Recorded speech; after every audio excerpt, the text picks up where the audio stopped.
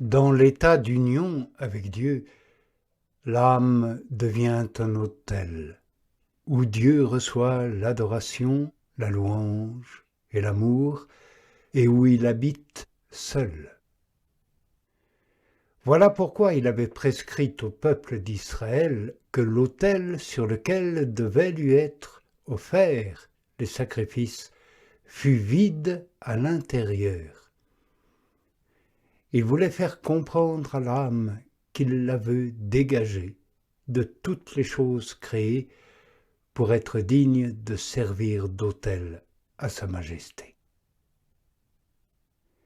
Il ne permettait pas non plus qu'il y eût sur cet autel un feu étranger, ni que son propre feu vînt jamais à s'éteindre.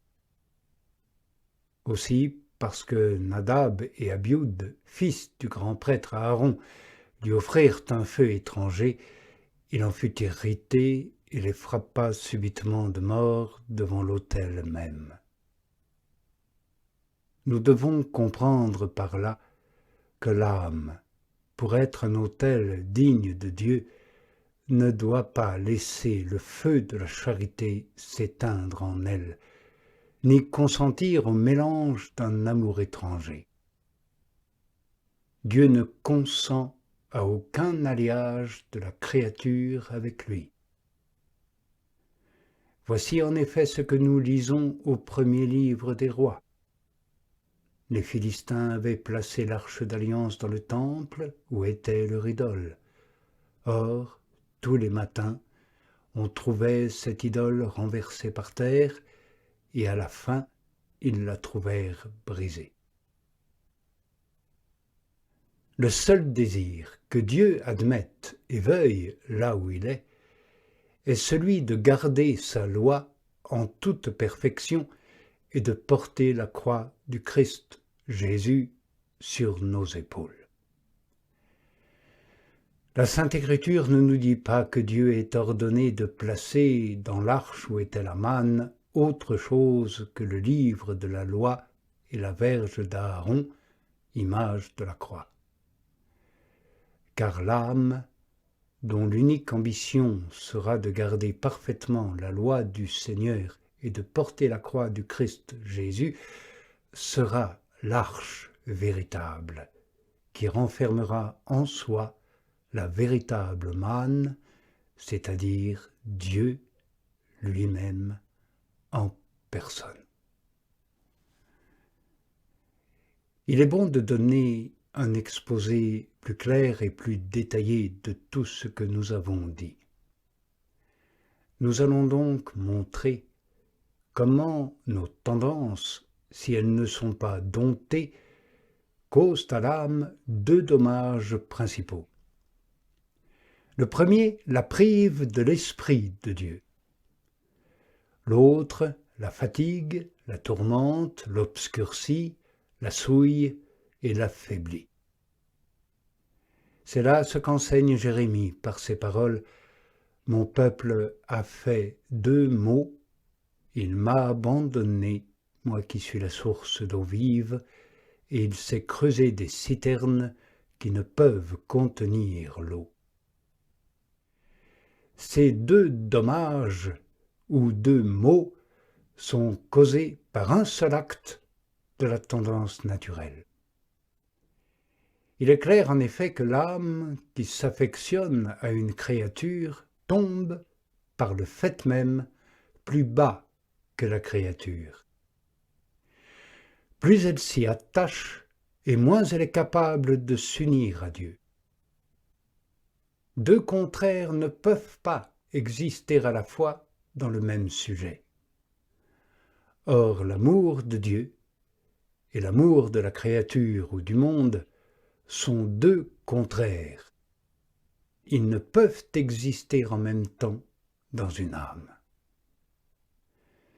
Quel rapport y a-t-il en effet entre la créature et le Créateur, entre le sensible et le spirituel, entre le visible et l'invisible, entre le temporel et l'éternel, entre l'aliment céleste, pur et spirituel, et la nourriture grossière des sens, entre le dénuement du Christ Jésus et l'attachement à un objectif quelconque.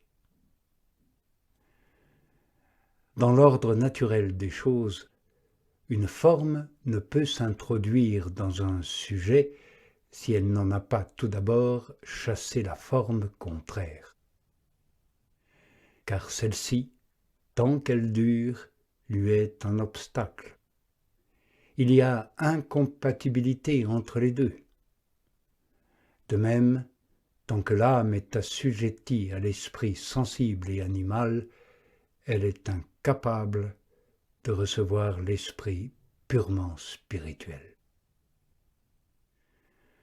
Aussi notre Seigneur a dit dans Saint Matthieu, « Il n'est pas juste de prendre le pain des enfants pour le donner aux petits chiens. » Et dans un autre endroit, « Veillez à ne pas donner aux chiens ce qui est sain. »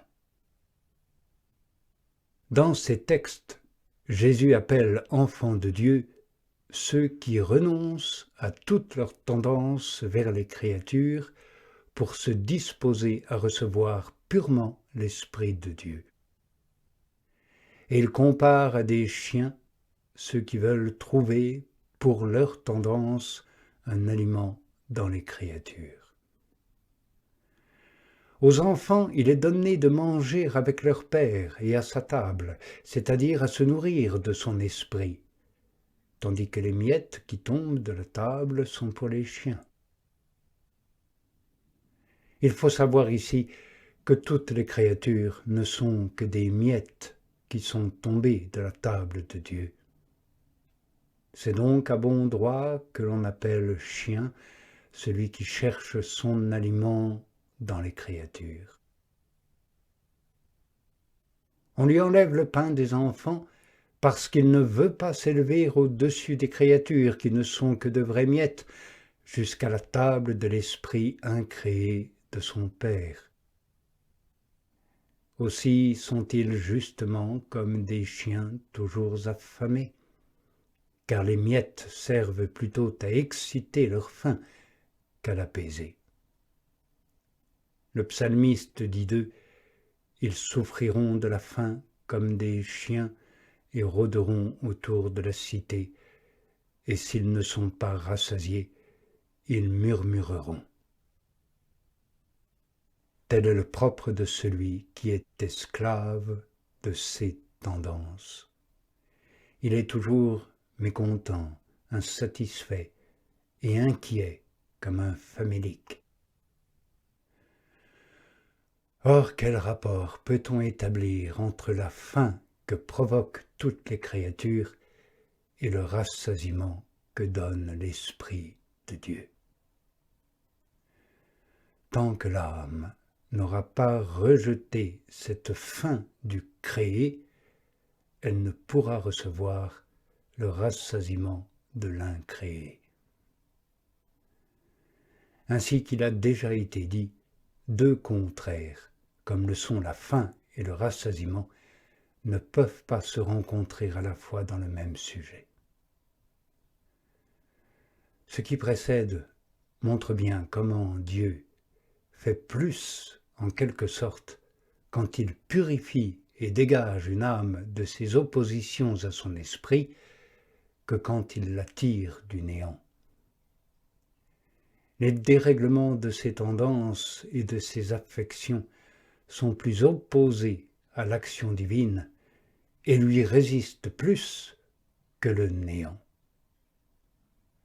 Ce néant, en effet, ne résiste pas à sa majesté, comme le fait la tendance vers la créature et le monde.